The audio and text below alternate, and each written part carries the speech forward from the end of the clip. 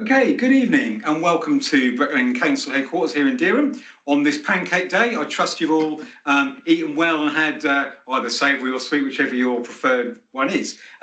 This is the first Breckland Council virtual town hall meeting, and with us this evening is Sam Chapman-Allen, who's the leader of Breckland Council. My name's Ian Clark. I work for the Eastern Daily Press and have done now for nearly 37 years. I know it's hard to believe, look at me, I could have worked there that long. I've lived in Breckland all my life, and I now live in Dereham. And basically, I'm here as an independent host, chairman, whatever phrase you want to use. And I see my role and my colleague, Danielle, who's in another room next to us, she'll be monitoring questions as they come through. And our job really is to ensure that your voice gets heard, your questions get heard. Sam and others at Breckland have put themselves forward to enable this to happen. One thing I really want to stress is that we're completely independent of this. Sam or anybody else has had no knowledge, no sight of the questions that you've sent in. We've had lots sent in already, so thanks for those that you've already sent over. And what we're going to try and do in the next hour is cover as many as we can and give you the chance to have your voice heard, Sam to answer as many as he can. Any that don't get answered this evening, I am assured that will be passed on, or once they're passed on, will be answered. So without any further ado, good evening, Sam. Hi, Ian. Just quickly, can you just tell us how long you've been at Breckland Council and how long you've been the leader? Oh, crumbs. So I think I'm coming into my 7th year as being leader of Breckland Council, and I think I've been a councillor into my 4th term, so it must be some 15 years now, so I've been at Breckland. Okay, you're not looking too hassled by it all? No, I'm doing all right. I think there were some comments around how old I was. So I'm 40 next year, actually, so I became a councillor quite young, had a bit of a break and then came back, but yeah, I'm 40 next year, so yeah, big 4-0. Okay. So one thing I should have said is that if you want to submit questions during the evening, there is a Q&A button on there. And if you press on that and type your question in, if you have any problems, you can email Danielle, and I'll just spell out her email address, which is DANIELLE.champ, CHAMP @newsquest, NEWSQUEST.co.uk, and your questions will then come through. And what we're going to do, we've got a screen, so I'm looking that way, we've got a screen there with questions coming in, so it'll be a mix of those that have come in and those that are here on the evening. So lots of things to talk about, Sam. I think probably the most important area to start is we hear a lot about devolution, we hear a lot about local government reorganisation. So would you, this is obviously a very live thing happening at the moment, changing every minute of every day. Can you just very briefly just explain as simply as you can, because Breckland won't exist, will it, under whatever happens? So can you just briefly explain where we're at and what is likely to happen? Yes, so 2 parts. One is the devolution aspect, and that was a request from government to county councils to ask, did they want to be on the devolution priority programme?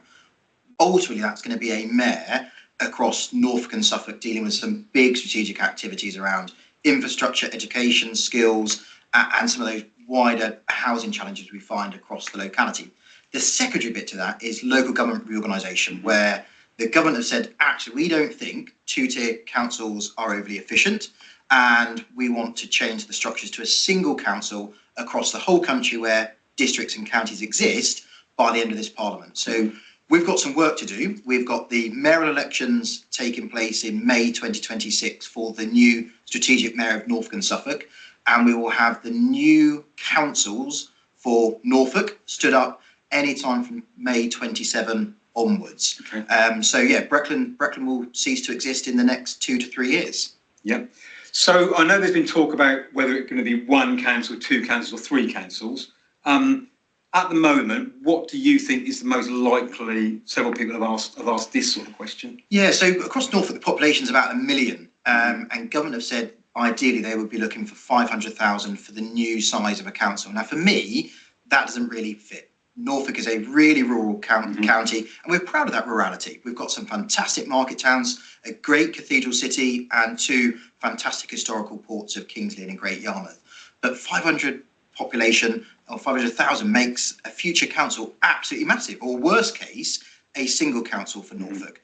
For me, local government has to be local. You have to be able to interact with your local councillor and your council in its entirety. And tonight is one of those examples of that ability. And I think for me, an ideal figure would be a minimum of 3 new councils moving forward, because I think that would allow a population of between sort of 350,000 to 400,000, but allowing local communities to identify with their town hall, influence things which matter to them. But more importantly, this has to be about the residents we serve and we represent. You can have anything as far away as you like, but actually local government is local. It's got to be about the resident and how the resident needs and supports and responds to the services. So we're assuming everyone's watching tonight is an interest in Breckland. So if I live in any part of Breckland, if we went for that third option, what would be like the likely geographical area that we would then be part of? Yeah, and this is really early iteration, so we're nowhere near. I know that yesterday your paper published a very draft, illustrative map of what the future could look like. As it stands, we're probably looking at Breckland amalgamating with Kings Lynn and some of North Norfolk and or possibly South Norfolk to get a right type of size in geography. But that's just the view today. That may change, and of course we've got to respond to government by the 21st of March. So it's a really tight time frame, and government may say, actually, no, we want a single council for Norfolk, or 2 or 3 or even 4. But yeah, the geography would mean that we'd most likely amalgamate with Kings Lynn. But for me, local government organisation has to be about improving those services for residents. We can't continue with the status quo. And in that regard, Breckland's got the lowest council tax in Norfolk. I'm proud of that. And our neighbouring councils have a higher council tax basis. So part of the challenge for local government organisation is what's called council tax harmonisation. It doesn't come down, it moves up. So for the residents of Breckland, they'll be paying more in council tax, and therefore for me, we've got to see that there is an improvement to those services for those residents. I mean, there must have been some analysis on this. So have you got any idea what sort of amount of extra people in Breckland may be paying if there is harmonisation across an area, whether it be 3 councils, 2 councils or 1 council? Not yet, because it depends who you amalgamate with. The previous model has always been you go to that highest level. So for us across South Norfolk is higher than ours and Kings Lynn. But if you went for a single, it would be amalgamated and harmonised to Norwich City, which is the highest precept from a district perspective. But it would be a vast increase. We pay £118 a year for an average bandy, which is what we have to use as our sort of metric. That would increase vastly for any change in the new structures. Okay. But you think, just to sort of be clear on this, you think that people in Breckland are likely to be paying more whatever the outcome of devolution is? For local government organisation, absolutely. They will be paying more in council tax as they move forward. We've got some of our councils in Norfolk have big debts. Those debts have to be administered, have to be serviced. We've still got a really ambitious programme of activity in Breckland. I want to hope that the new council commits to that. But on top of that, your question was around, will they pay more around devolution? Most likely. So part of devolution and the new mayor for Norfolk and Suffolk, they can charge a precept, they can charge a local tax base.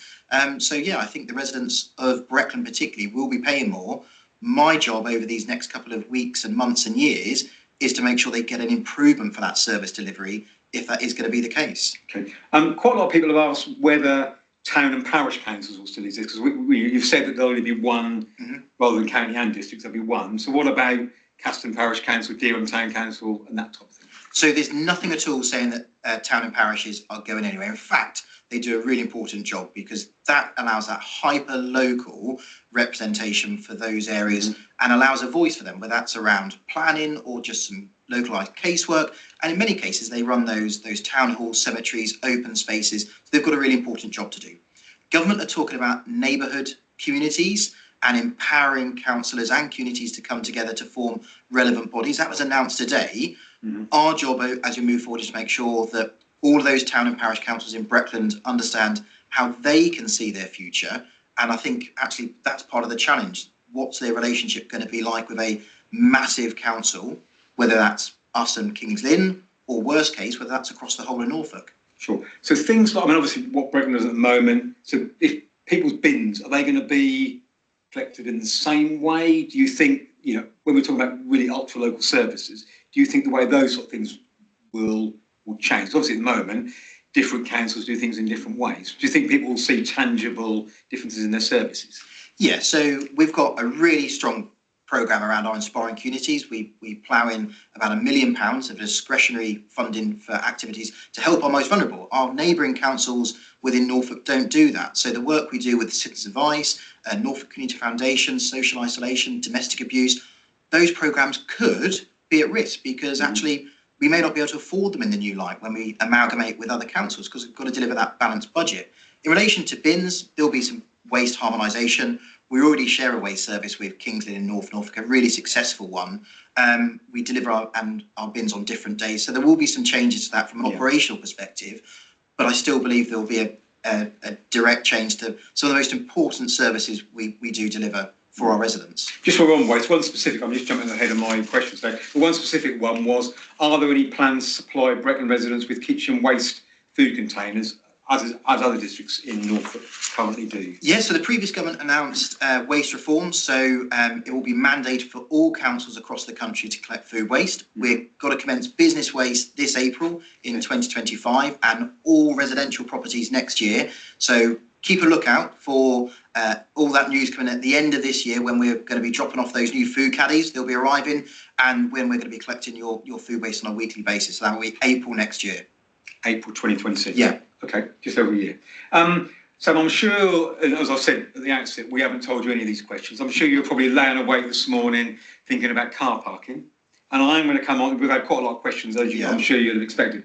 But just while we're talking about devolution, one or several of the questions were around car parks. And I have heard talk of Breckland offering the towns, the 5 towns in Breckland, the chance to take over car parks. I mean, is that correct? Yeah, so prior to the government announcing local government reorganisation, we were already in conversation with one of our towns around the transfer of those car parks. Which town is that? That's the town of Watton. Okay. But subsequently, we've now written to all of our town councils to say, in light of local government reorganisation and the decision we've made to pause any future decisions around how we deliver car parking, if you would like to take over the car parks in your market towns, let's get that done as soon as practically possible so that the residents can understand how those car parks are going to be delivered within those town centres. So if we take one of the towns, for instance, so how would that actually work? So they would then own them, would they? So at the moment, it's really early iterations. It can either be a transfer to them in their entirety, or it may be that they wish to lease them from us for, say, £1 a year for the next 20, 30 years, whatever it is. The important bit is that the town councils are working with us to understand what the longevity of the car parks within those market towns look like. And it wasn't an easy decision to pause the car parking strategy, and I'm sure I don't want to preempt some of your questions. But when we started looking at how we deliver car parking, one of the non-statutory services, we didn't know local government reorganisation was going to be a thing. And you've read today that one of our neighbouring councils is increasing car parking fees. One of our principles, we decided as a council that if we were going to introduce car parking and charges, that we would only look at car parking fee changes once every 4 years. And we felt it would be completely inappropriate for us to deliver a change to our car parking model, introduce a charging model within the next couple of years, mindful we're disappearing in the next 2 to 3 years, and then within the new council for those car park charges to possibly change again. So we've stayed true to our principles around what has been a very tough decision to look at how we deliver car parking for the residents of Breckland. Okay, we'll come back to car parking in a moment. There's a question I want to take from the screen in a moment, but just on the towns taking them over, and the idea of if we have 1, 2 or 3 councils, presumably most other areas in Norfolk do charge for parking, don't they? So whether it be Norwich, whether it be North Norfolk. I mean, do you think that the likelihood is that when we go through this, whatever the process ends up, that whoever is controlling this area probably will charge for car parking? I think it's a pretty sure certainty. If those car parks remain in the new council's area of responsibility, there is a cost attributed to that. And for us as a council, we have a low council tax base, which is good in some regards, but causes challenges in other regards. Our car parks cost a couple of £100,000 a year to deliver. That's through insurance, maintenance, and everything else which goes with it. So it's not a free service. It has to be paid for, and it's the only service we've never looked at how we deliver that. We have to look at everything else with that around how we deliver our planning service, our licensing and public protection, whatever it is, and car parking's always sat on the peripherals. So I do think the new council will have to look at harmonisation, because it would be really bizarre that in some parts of the council they charge for car parking, but in other parts they didn't. So yeah, I think it will be one of the things they look at. And if the towns took them over, presumably that would be down to them to look at whether they charged or didn't charge. Yeah, it would be back down to them. And this a little bit of luxury, and it's a bit mischievous of me. Town and parish councils aren't restricted to what they can charge in council tax. We as a district council are restricted. We can't increase it beyond £5 a year. Parish and town councils can charge whatever they like. And I know from the conversations I've had, they value how important free car parking is. And hopefully, if we get those transferred to those town councils, they'll be able to work out how they can financially ensure that they can remain free for the user, residents and businesses moving forward. Okay, we will come back to it. One question that's come through on the screen is, how is Breckland going to plug the financial black hole due to car park charges not coming on stream? Yeah, so it's still there. So if Breckland continue to exist, you'll see in our budget process at 2027, there is a line for us expected to work out how we generate any cost recovery on car parking, but that will transfer to the new administration. So for us, we've got a balanced budget. We took it through council some 2 weeks ago. We've got an efficiency programme of further savings we've got to make throughout this year and into next and into early 2027.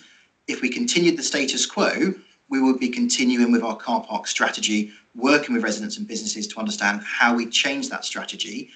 But the budget gap for us exists in year 27, 28 as it moves forward. So it's still there, it's just shunted right, and we've moved some of those budgetary efficiencies around, but that'll be for the new council to inherit that wider position as we move forward. Okay. So just on one question, when that comes back, I'll come back to that one. So one of our contributors on screen, why isn't Breckland concentrating on clearing the debt rather than spending on new projects and activities?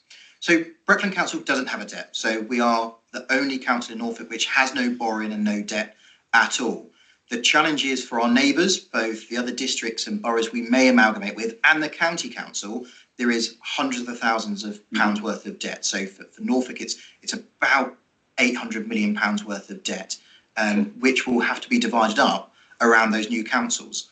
I've got no ability to influence the county council's finances, but as the council moves forward, we'll have to work together with whoever is in that space as the elected representatives and whoever is the new leader of that council to begin to draw down and reduce that debt, whilst ensuring they protect frontline services. So for us as Breckland, low council tax, no debt, but as we move forward, we will see an increase in council tax and we will inherit a debt.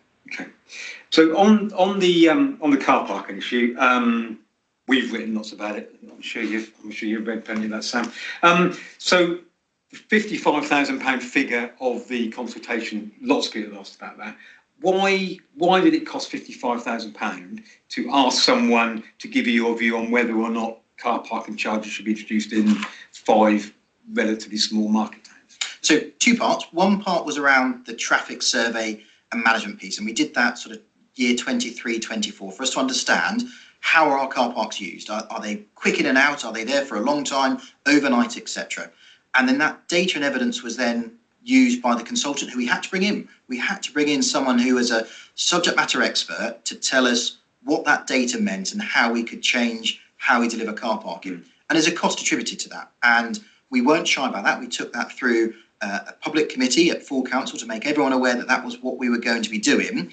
And of course, when we committed to that and undertake a change to our car park strategy, we didn't know that the new government was going to introduce local government reorganisation. If we did, we would never have embarked on bringing consultants in to help the council move forward at pace around changing its car park strategy.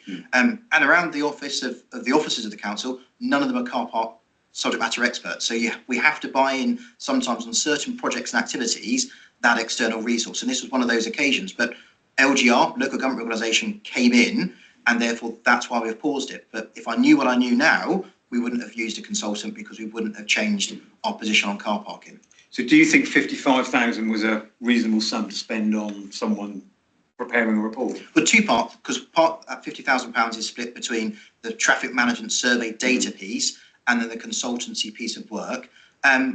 You know as well as I do, consultants aren't cheap. You're buying in that resource for that certain project or activity. I think as you move forward to ensure that we delivered a balanced budget, that was the right thing for us to do there and then.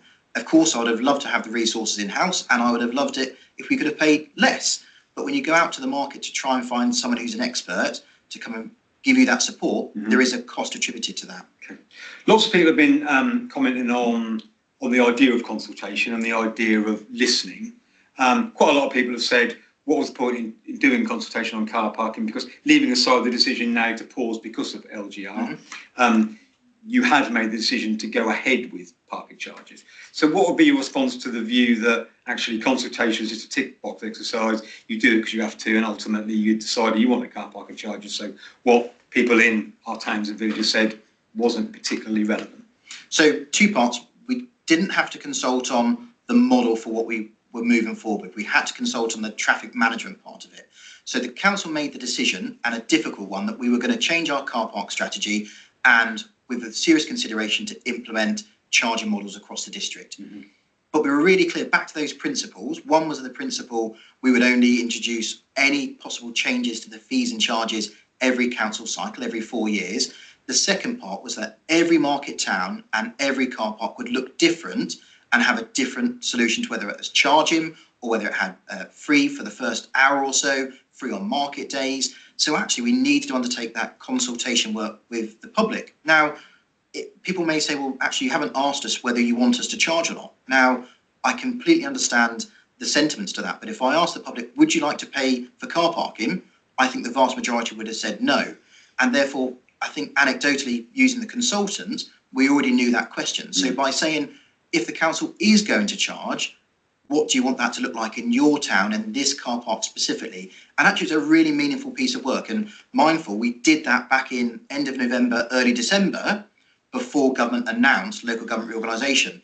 But that consultation isn't abortive, such as the consultants' work and the data work, because if the town councils do take on the car parks, that's really valuable information, data, consultation, evidence for them to understand how they can manage and run those car parks moving forward. And it will save them having to bring in a consultant. It will save them having to do consultation because they're able to use the work we've done so far. So any work that's been done, you would make that available to others rather than saying, we did that, that's ours, you're not going to look at it. Absolutely, and it's not abortive. So we're still going to take it through our Overend Scrutiny Commission. The chairman's asked that. We've committed to that. That was really important. So as you move forward, that will still be going through the scrutiny function so that members of Breckland Council and the public, because it will be streamed live and you can come and dear him in the chamber here and watch it, you can see what those responses look like across all of the market towns and on an individual basis, and whether what some of our assumptions were and some of the assumptions of the consultant were right or not.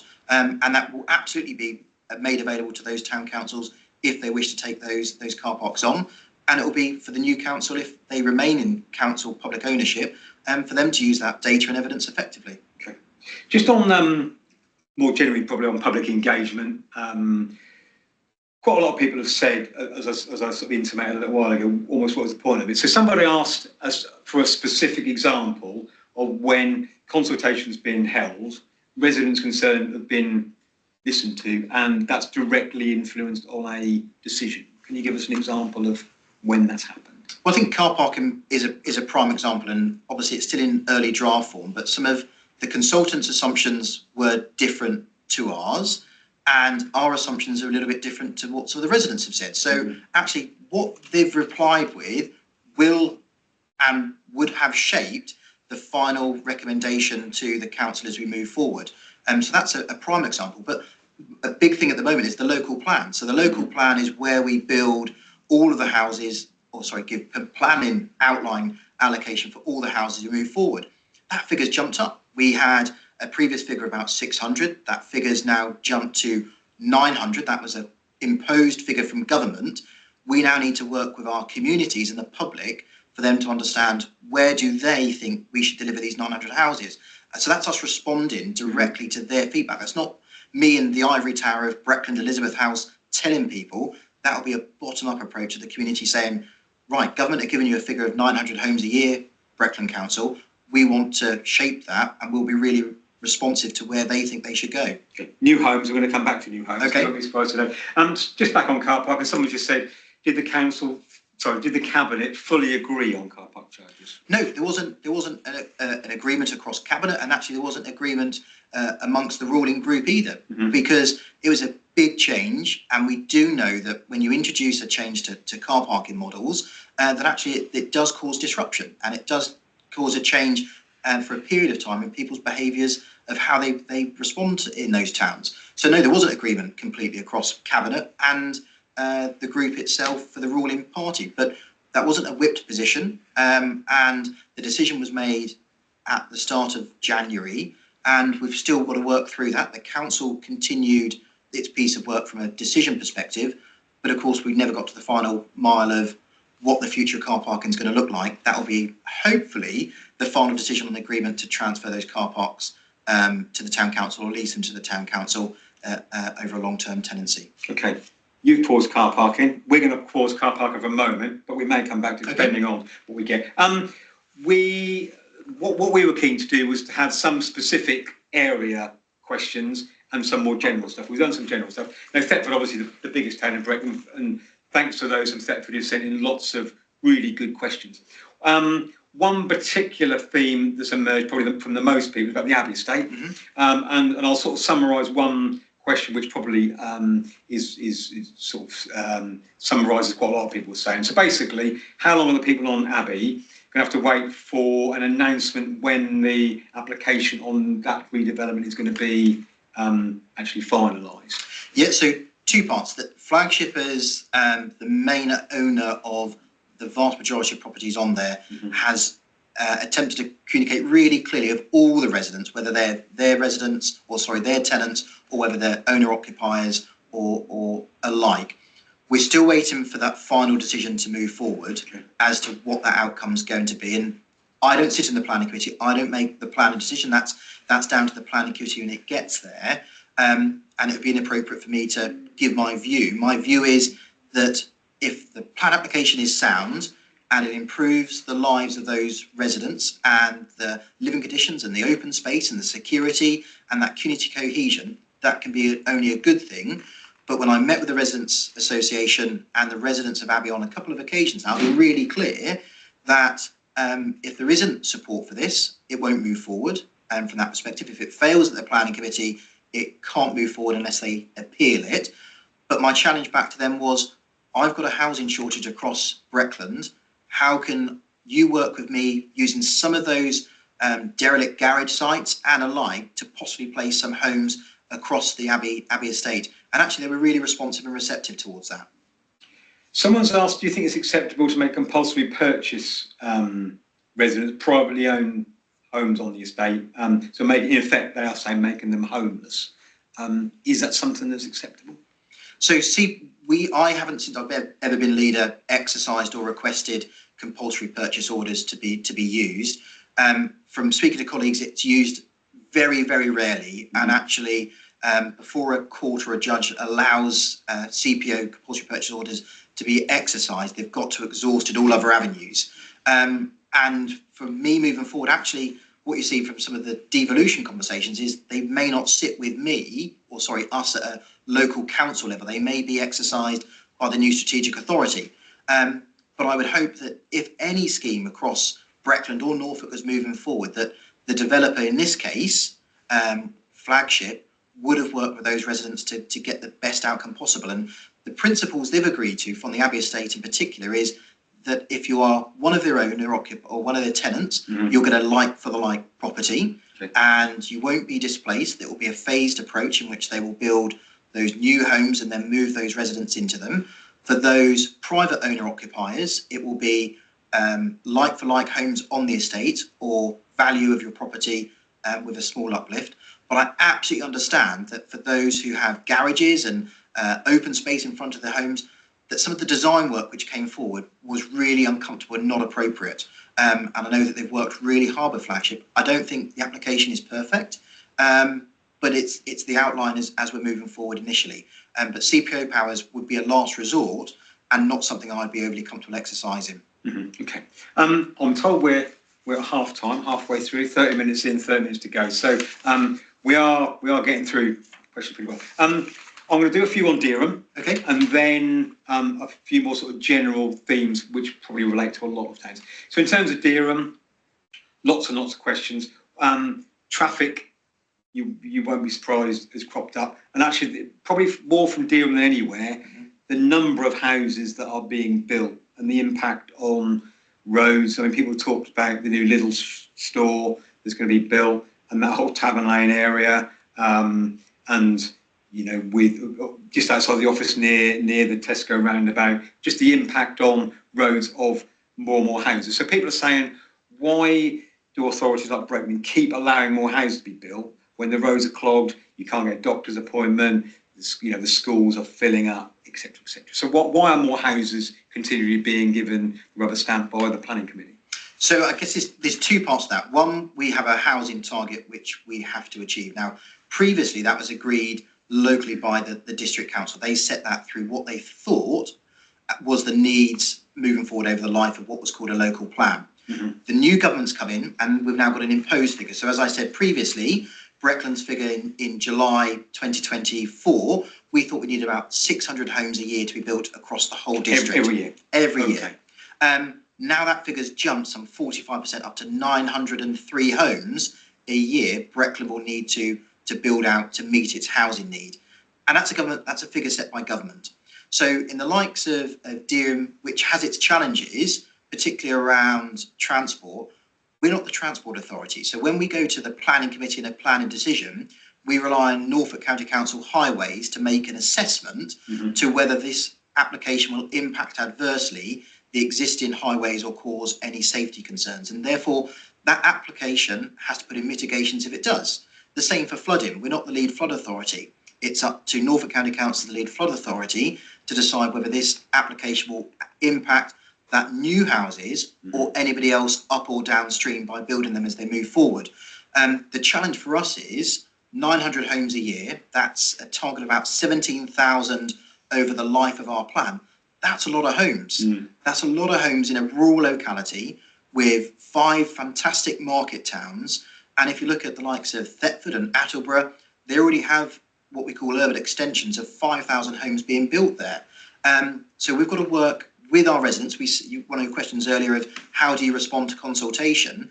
We've got to work with our residents and our parish and town councils to say, this is the challenge government have set us. Where can we build homes across the district in the right place, but also sometimes the right scale of development to be able to get an improvement to a doctor's surgery or a road network, or deliver a new school or an expansion to a school, because for those areas you have to have the right number of homes to get the money coming in from the developer.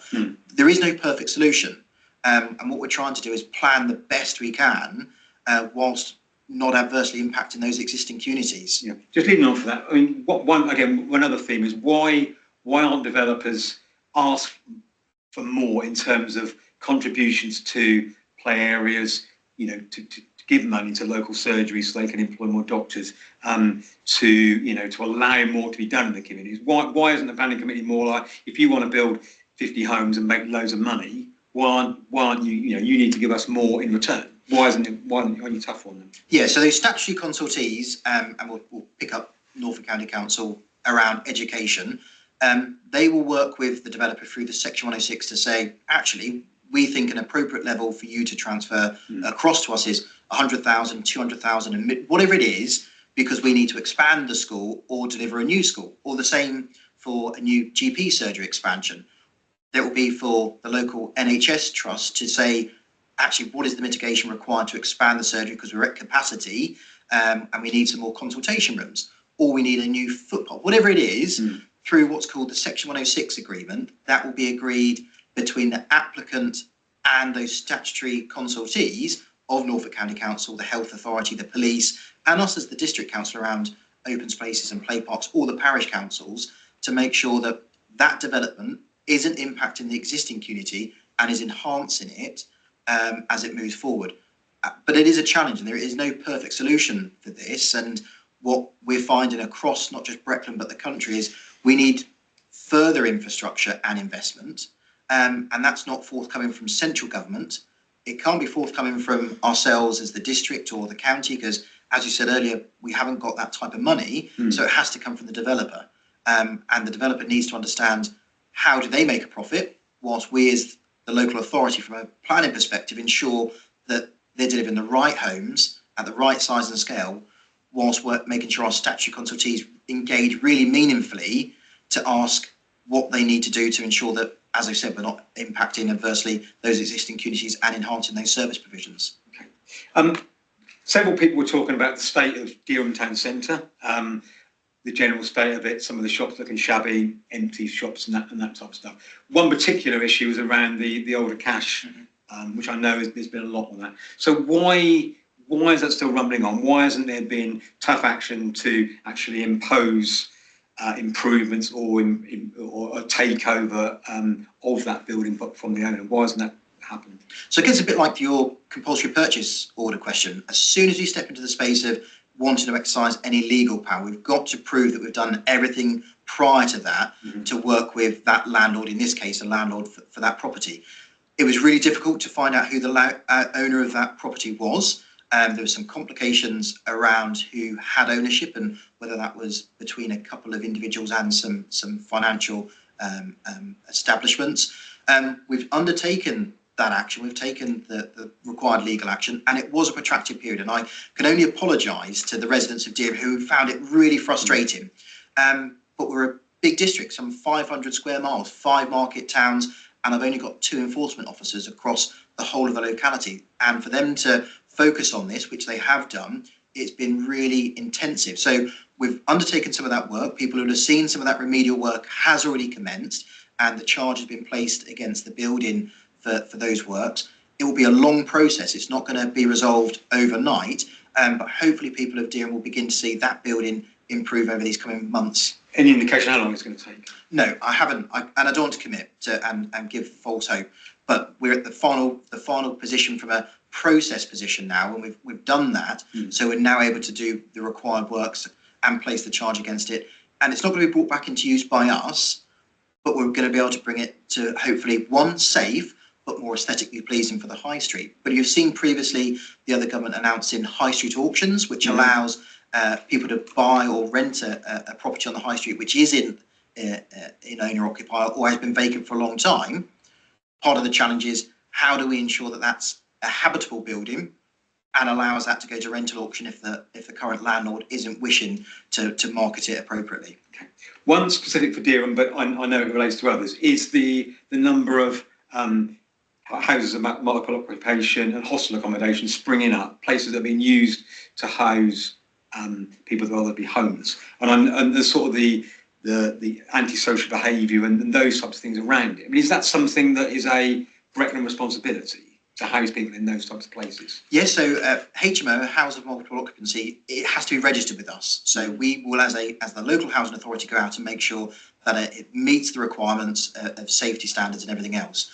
For us, we own properties across the district which we place people in who find themselves either in hardship, homeless, or are living rough. Now, they come from all walks of life, and I hope that people don't traditionally think that these are people who are vagrants or anything else. They're not.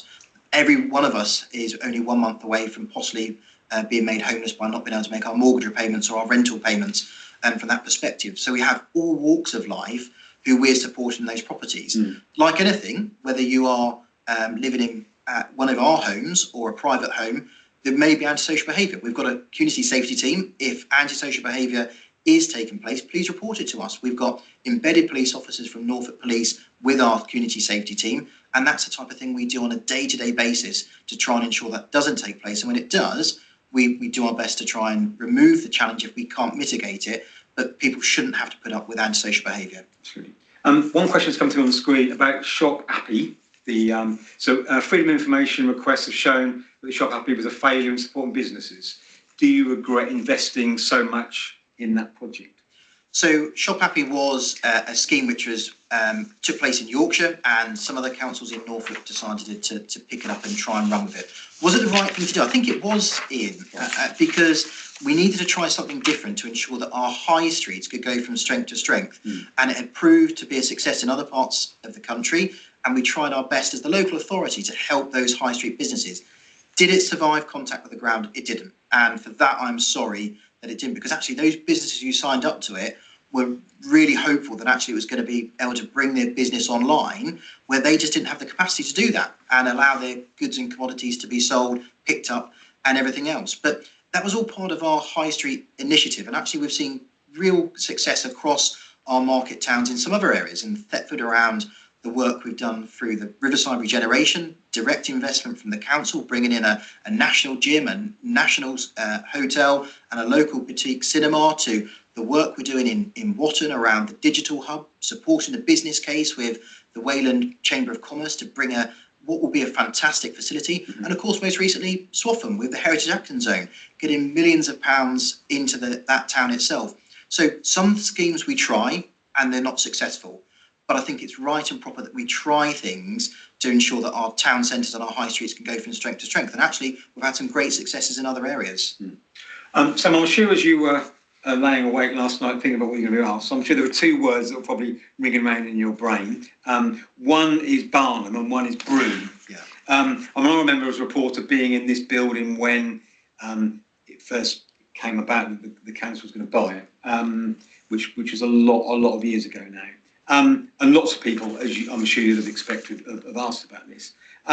Just for those that are not absolutely up to date, can you just briefly fill us in with where we are now in terms of that complex? Yeah, so just try and give a bit of context. So as a council, we owned commercial assets across the county, which gives us a revenue income. And that revenue income provides and supports our frontline service. And we get a lot from that. We get a couple of £1 million, which ensures we can protect those frontline services, but also keep council tax low.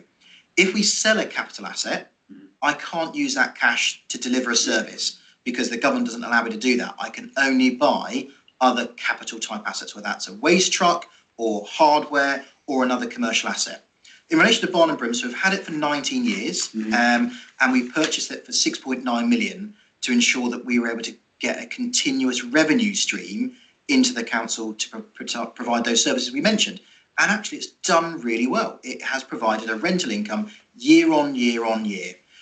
Like anything across our portfolio, anybody can approach us, whether that's the tenant or anybody else, to say, is that asset for sale? And the council was approached and it made the decision to begin to dispose of Barnum Broom itself. We're still in those negotiations, and just like if you're selling your house, you wouldn't want everybody else to know what that agreed sale price was.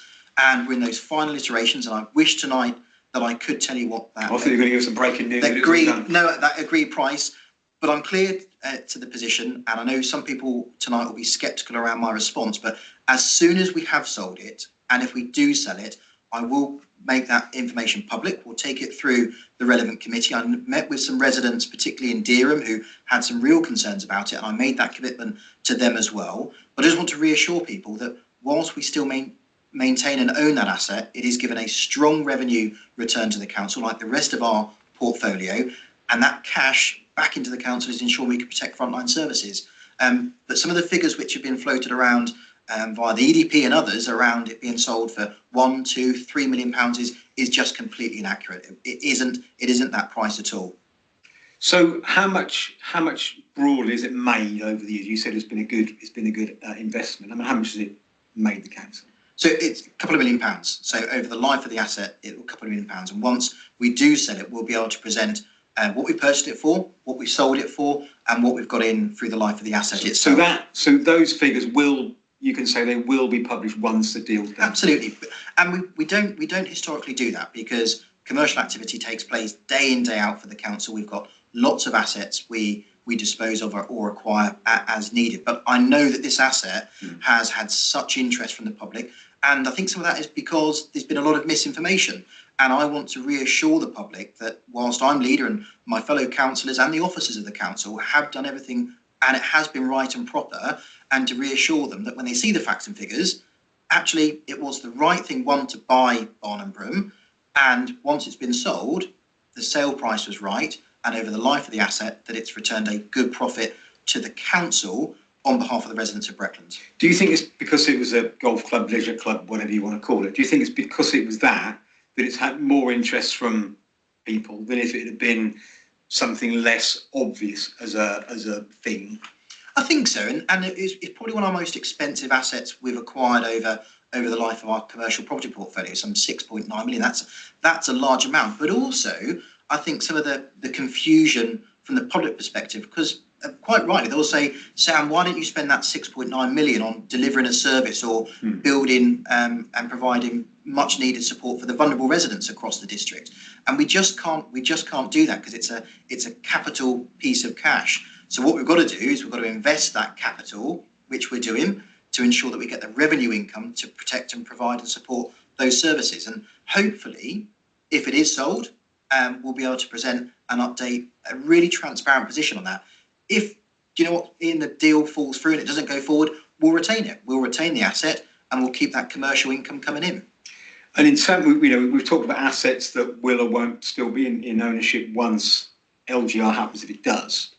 So is that, as an example, is that the sort of thing that would then be transferred to a new council, or would it have to be, how would that sort of thing work? Yeah, so when local government reorganisations taking place in other parts of the country, those assets have moved to the new council in its entirety, because some of the modelling which government does is it looks at what we get from council tax, what we get from our commercial assets, and that's where they understand the financial stability of those local councils as they move forward. So most likely those assets will move into the new council as they move forward over the next 2 to 3 years as Breckland ceases to exist. And it's, lots of people, not just on Barnum, but lots of people have asked about the transparency with what's been spent. The Freedom of the Information Commissioner ruled the council should release information, and yet the council spent 15,000 on challenge the ruling. So why has there been so much effort and money spent to make sure that some of those figures haven't been made public?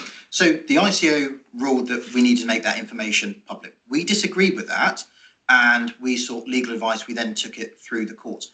The legal system agreed with our position that needed to be commercially confidential and that the ICO was wrong in their ruling. And I think that's important, not just for the council, but more importantly, the tenants and the owner-occupiers who we have across our portfolio. Because we need that asset to work in a really commercial way. One, so that me and my fellow councillors aren't lobbied to say, actually, we need a rent reduction on this asset, or why is this commercial asset paying less than this one? That needs to be a commercially confidential agreement between the tenants and the council's commercial team. And once it comes forward for any sale, for any asset we acquire or sell, that's public information, that's public record. So the ICO was wrong, the judge ruled that they were wrong, and that's why we wanted to uphold what we believe was our principle. Because if we had been wrong and the judge had said, no, Breckland, you are wrong, then we would have held our hands up. And I would have absolutely apologised for wasting public money on a legal challenge. And we would have to change our whole stance on how we respond to questions from the public and councillors around our commercial activity. But we weren't, and the judge supported our position and our view. So if we turn the clock back 19 years and you were leader at that time and the idea of buying Barnum Broom was coming up now, would you still do what was done at the time? So in hindsight today, sat here with you, I wouldn't. Why? Because I think your question probably was correct, that actually it created a lot of questions and challenge because it was a golf and country club. And we don't run a golf and country club, we run an asset, but the perception is absolutely there. But we need to move really quickly. I think the second part is we probably wouldn't buy such a big asset. We would probably diversify that in a couple of smaller ones to ensure that we kept that revenue income. So when we do sell Barnum Broom, that would be a big reduction in our annual revenue from our commercial property portfolio. If we had smaller assets, we can hopefully smooth that out as we move forward. So it was the right decision then, because actually it's given a good commercial return over the life of the asset, and I'm not going to dispute that. In fact, I'll defend that. But in light of sat here now, because of how much interest it's generated, and I think it is because it's a golf and country club, I probably wouldn't be supportive of buying such a similar asset. Thank you. We've had a few questions about care of elderly in Breckland. One particular one was, why isn't Breckland helping more elderly people who lost their winter fuel allowance last year? I understand some councils have either provided funding or certainly been more active in making people aware where they can get money. How would you respond to that sort of issue? So I think that if people are in that position where they don't think we're doing anything, please do contact us, because actually that's not true. So over the last couple of months, we've had Breckland winter fuel hardship bags, which have gone out to numerous charities across the district. We've provided a really useful lifeline for residents across the district.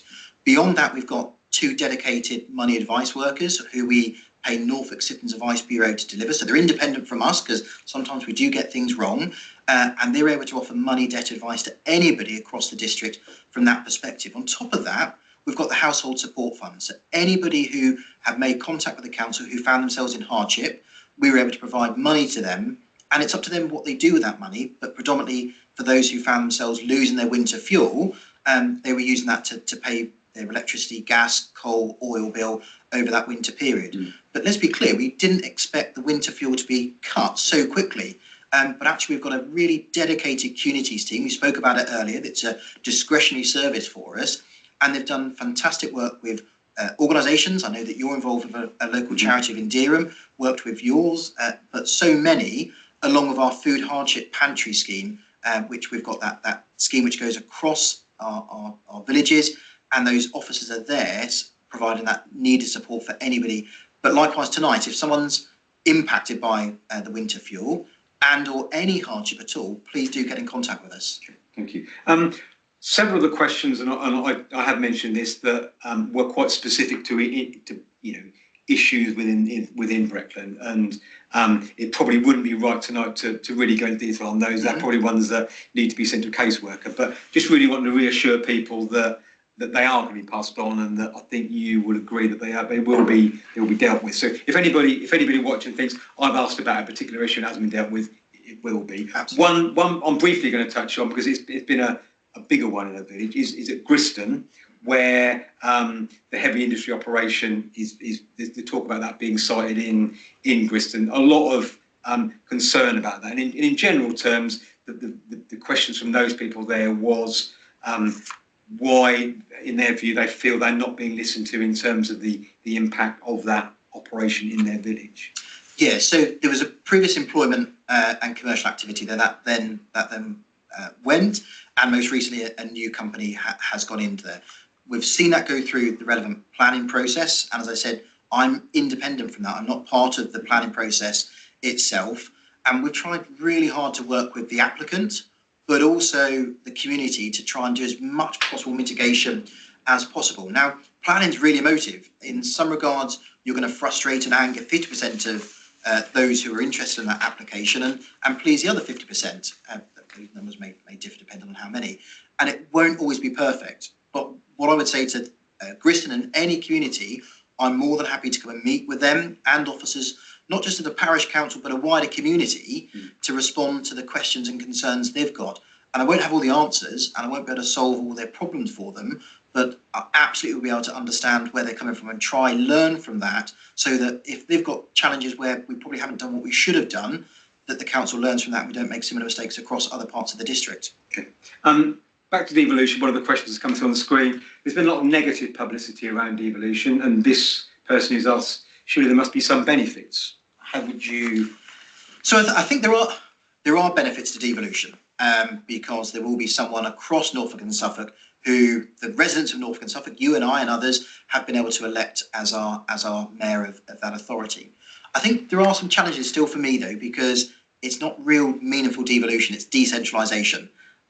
Ultimately, it's just powers and that money moving from Whitehall over to Norfolk and Suffolk. Where actually, if you want real change and real meaningful devolution, they need complete flexibilities and freedoms to do what they need to do to deal with some of the challenges, whether it is around the dualling of the A47 in its entirety, whether that is around the Ely Junction, whether that's around building new primary care doctors' surgeries, or the wider school expansion scheme.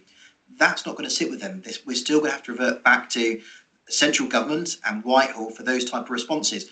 There will be some positives to devolution, I think, around that accountability and that vision setting, but it's really early on. And it's our job as councillors and the public to make sure through the consultation process, which is live at the moment, that we get the best type of outcome and we were able to deliver what the priority programme is, which we shape as the residents of Breckland and Norfolk. So just thinking about people out there who are listening and maybe catching up afterwards, are we going to have a say on which option is agreed for Norfolk / Breckland / our area? So it's interesting. No. So devolution consultations open at the moment. It's not being delivered by ourselves at Breckland or Norfolk County Council. It's being run by central government, and they'll respond to that. Most likely they will adopt a devolution Norfolk and Suffolk mayor. In regards to local government reorganisation, where there's been previous restructures, the vast majority of the public have said, I'm really happy with the services I'm provided. I don't think we need to change. Okay. And that's what the response and the consultation have showed. They've still gone forward and local government reorganisation and restructuring has still happened. So as much as people may say they don't want it, I think sadly it will happen anyway. The important part though is if the consultation happens either from government or from what we do, it will shape what they want their services to look like and where we think we can improve those services. And that's why I said at the start, local government reorganisation has to be bottom up and the residents have to be front and centre. Yeah, okay. We are getting towards the end. One just come through. Many people feel the council has wasted money on projects that have not benefited the district, i.e. 180,000 on 2 failed apps. Is this the value for money you've mentioned? Is the question just come through. So I think we spoke about it earlier and you asked about the Shop Appy and Breckworld. Shop Appy, it had successes in other parts of the country and it was the right thing for us to do to try and ensure that all of our town centres had the opportunity to increase their footfall and their productivity. And as I said, lots of businesses were really supportive of that piece of work. And no different from Shop Appy, the vision was there and actually the piece of software which was designed was really exciting and innovative. But sadly, it just got launched at the wrong time, just as the pandemic was happening. So I don't think it was a waste, but actually some of that thing from Shop Appy or Breckworld has fed into some of those wider activities I spoke about, particularly the Heritage Action Zone in Swaffham, where we've got millions of pounds within that town to see that regeneration go from strength to strength. Have they been perfect? No, they haven't. Have we made mistakes? I think we've learned from some of the errors, but I don't think it was the wrong thing to do for us to try and innovate and try and do something different because the status quo just wasn't working and the high streets were struggling. So it was the right thing for us to do with 5 very different, unique market towns to try something different, to try and allow them to go from strength to strength. Yeah, okay. Well, believe it or not, the clock has ticked round to almost exactly an hour. Just in summary, first of all, thanks for all those people that submitted questions beforehand. My inbox was pinging very heartily all week. And all those questions, if your question hasn't been answered tonight or asked tonight and answered tonight, I do apologise, but we will pass them on. And you are agree they will be looked at and responded to? Yeah, absolutely. And if you've emailed in and you haven't provided your address or the relevant mobile phone number, please do, because that's what we need to do to follow up to make sure we're able to respond to that case. And obviously this is the first virtual town hall that's been done. I mean, just briefly, what would you say about sort of future consultation, openness, transparency? What would you say about what you want to do taking this forward? So I think we've tried to do everything we can to be as open and transparent as possible. I used to move my cabinet meetings around all 5 of our market towns and allow public questions well in advance from that perspective. They sadly started off really well, but began to peter out towards the end. And so we decided to probably knock them on the head. We did our parish and town council engagement back in August, September, and got some really good engagement across those localities, but they were quite intensive. So I think when we last spoke, I set you the challenge to say, actually, how would you feel about holding me to account with this type of session, which you control the narrative, the questions, and I just respond to them. Transparency is really important to me, but more importantly around Breckland Council and democracy in its entirety. Anybody can attend any of our meetings. You can either watch them online or come to the committee itself. Every day you can drop me an email and I will respond to that if it's around relevant casework, but also you've got your local councillors. And if you've got any questions which you want raising publicly, they can do that through the relevant committee, but also full council allows for any member of the council to ask a question of me and my cabinet on any matter. So please, if you've got questions, raise them with your local councillor as well. Sam, many thanks for your time and your openness and answering all the questions you've got. Thanks for joining in. If you haven't had your pancake yet, I am slightly obsessed with food, so I'm going to mention pancakes again. Please enjoy it. And one shameless plug from me, if you want to see the maps of the 3 suggested LGR options, tomorrow's Eastern Daily Press is a very good newspaper to buy, and we're actually printing all 3 of them, so you can see where the outlines of those maps would be, and obviously the whole debate around it is something that you're obviously very interested in, and as an organisation, something as a newspaper, we're really keen on it, and transparency, democracy, open democracy is something that we're really keen on, which is why we've been involved. So, Sam, thank you. Thanks, and thanks everyone for joining in. Thanks. Thank you.